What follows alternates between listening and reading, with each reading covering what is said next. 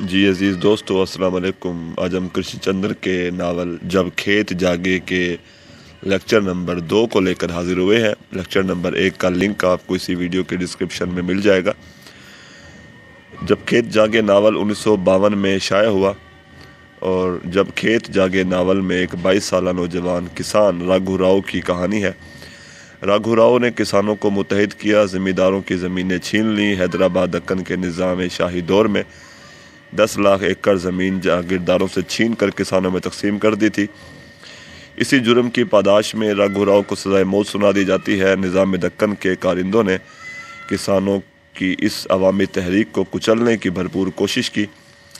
کسانوں کی عوامی تحریک اس وقت ناکامی سے دوچار ہوئی جب کانگریس نے الیکشن میں کامیابی کے بعد ظالم جاگیرداروں کو زمینیں واپس لوٹا دی۔ اس ناول میں اس تحریک کے تمام پہلوؤں کو اجاگر کیا گیا ہے۔ یہ ناول بنیادی طور پر 1940 میں شروع ہونے والی تلنگانہ تحریک کی کہانی بیان کرتا ہے۔ مصنف نے اس تحریک کی وجوہات کے حوالے سے کسانوں اور مزدوروں کا استحصال اور جاگیرداروں کے مظالم کا ذکر کیا ہے۔ جاگیرداروں اور مزدوروں اور کسانوں کی باہمی کشمکش ہی دراصل اس ناول کا موضوع ہے۔ کسان اور مزدور اپنے حقوق کے حصول کے لیے اور اپنے استحصال کے خلاف جدوجہد کرتے ہیں، محنت کشوں پر ظلم و ستم کرتے ہیں۔ جاگیردار اس استحصالی نظام کو برقرار رکھنے کے لیے کسانوں اور محنت کشوں پر ظلم و ستم کرتے ہیں۔ اسی وجہ سے کسان اور محنت کش مجبوراً ہتھیار اٹھا لیتے ہیں۔ ڈاکٹر انور پاشا اپنی کتاب ہندو پاک میں اردو ناول ایک تقابلی جائزہ میں لکھتے ہیں، اس ناول میں جاگیردارانہ معاشرے میں معاشی اور سماجی نابرابری اور استحصال کو پوری شدت کے ساتھ پیش کیا گیا ہے۔ ناول کا ہیرو راگھو راؤ طبقاتی استحصال کا شکار ایک غریب کسان کا بیٹا ہے۔ اس نے اپنے بچپن سے جوانی تک استحصالی نظام کو قریب سے دیکھا تھا۔ اسے قدم قدم پر احساس دلایا گیا تھا کہ وہ ذلیل اور حقیر کسان کا بیٹا ہے۔ اچھی چیز کی تمنا کرنا اور اسے حاصل کرنا صرف مالداروں اور جاگیرداروں کا حق ہے۔ راگھو راؤ کے دل میں بچپن سے ہی اس نظام اور ظلم کے خلاف نفرت تھی۔ اس کے دل میں اس نظام کو بدلنے کی خواہش جنم لینے لگتی ہے۔ راگھو راؤ کی عوامی تحریک نے لاکھوں ایکڑ زمین چھین کر غریب کسانوں کو دی تھی۔ تلنگانہ میں اس تحریک کی کامیابی کے بعد ہندوستانی فوج کا داخلہ ہوتا ہے۔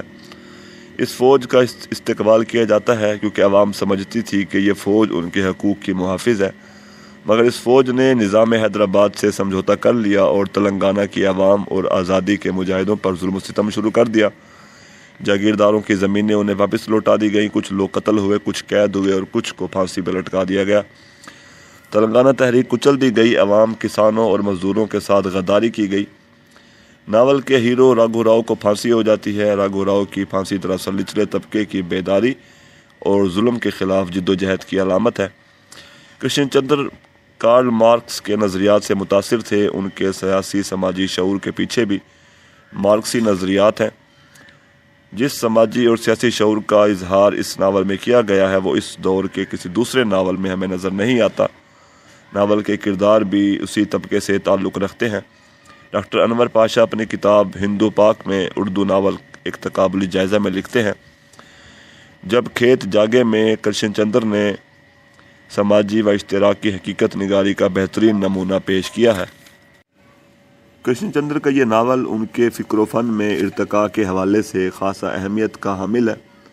یہ ناول رومانیت سے حقیقت نگاری کی طرف ایک ایسا قدم ہے جسے نظر انداز کرنا مشکل ہے۔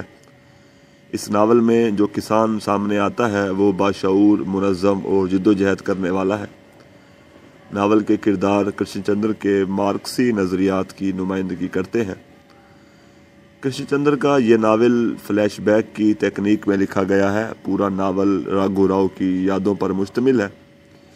ناول کا آغاز اس رات سے ہوتا ہے جس کے بعد اسے پھانسی دے دی جاتی ہے۔ راگھو راؤ جب جیل میں تھا تو اس وقت کی صورتحال ملاحظہ کیجیے، کس طرح کرشن چندر نے فلیش بیک کی تکنیک کے ذریعے راگھو راؤ کی ماضی اور اس کے ذہن میں پیدا ہونے والے خیالات کی ترجمانی کی ہے۔ اس نے بڑی احتیاط سے اپنی مختصر سی زندگی کے ایک ایک لمحے کو گنا، جیسے کسان اپنی نقدی کو جیب میں رکھنے سے پہلے اسے اچھی طرح الٹ پلٹ کے دیکھتا ہے۔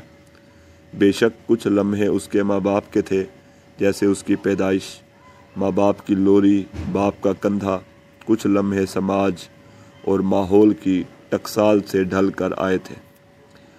تکنیکی اعتبار سے کرشن چندر نے سزائے موت کے قیدی کی یادوں کو پیش کرنے کے لیے نہایت عمدہ تکنیک استعمال کی ہے، مگر کردار نگاری کے حوالے سے راگھو راؤ کے علاوہ کوئی کردار ابھر کر سامنے نہیں آتا۔ عصری شعور، موضوعات کی صداقت، رنگین اور جادوئی اسلوب نے اس ناول کو اردو کا ایک متوازن ناول بنا دیا ہے۔ دیگر ناولوں کی طرح اس ناول میں بھی مصنف اشتراکیت کا پرچار کرتا ہوا نظر آتا ہے۔